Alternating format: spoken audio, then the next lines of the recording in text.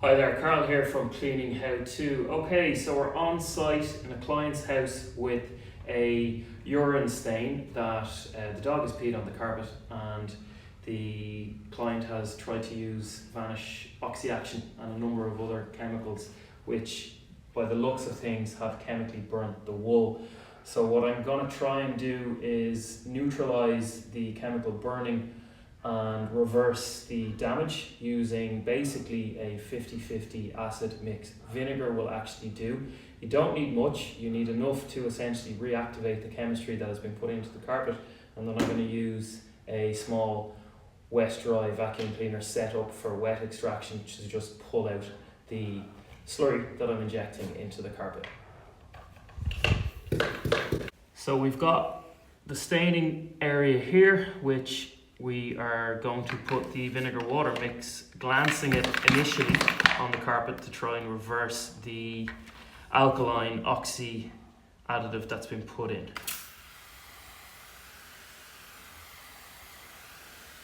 And by the looks of things, that's having a pretty immediate effect on the halo around the central stain. So now what I'm going to do is I'm going to put a heavier concentration directly on the urine stain at the centre. Now bear in mind, I'm going to extract this out now in a few minutes. So you need a wet dry vacuum cleaner in order to be able to pull this out. But it's a simple fix to the issue.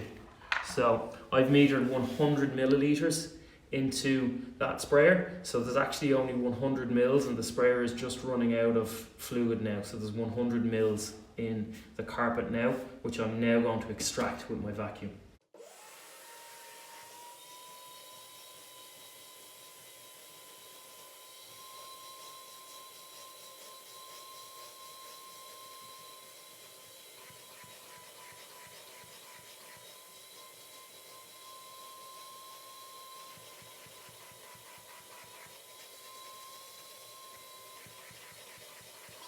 So now what I'm going to do is dry the carpet off with a clean cotton towel. I'd use cotton, not microfiber, because it's way more absorbent. And I'm going to groom the carpet pile in a uniform direction. So hopefully that is going to allow the carpet to dry nice and evenly. You can use a hairdryer on cold. Make sure it's cold to run over the area to dry the carpet quicker. I've pulled a lot of foam out of this carpet from the carpet cleaner that was used in it. It's not intended for use in a wool carpet, so do not use a Oxy-Action carpet cleaner in a wool carpet. The carpet has been damaged, but the acid hopefully is reversing that damage. So I'm going to groom and dry the carpet now.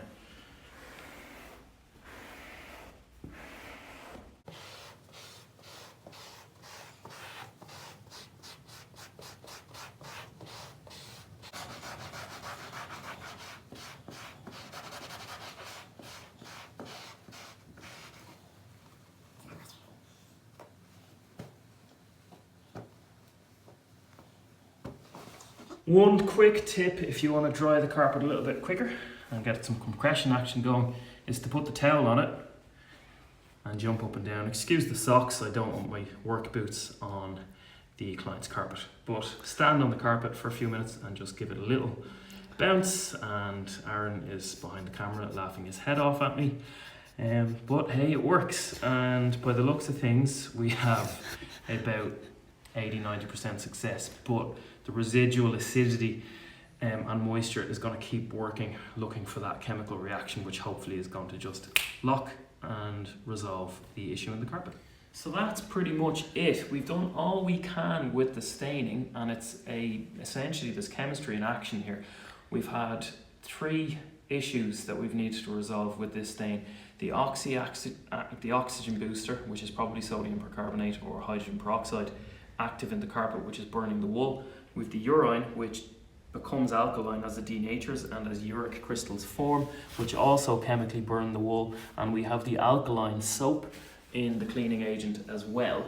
So all of those things have been neutralized by the acid in our rinse, and we've sucked out pretty much everything into the little wet vac. So the carpet now can be left to dry. You can use a hairdryer on a cold setting or an air mover if you have one to basically dry the carpet off, or just allow it to dry naturally. I've only used in total about 250 millilitres of water, and the vacuum has about 200 of those back in, so we've only got about 50 mils of water left in this carpet, which is fine. Everything has been neutralised and the urine can't do any more damage.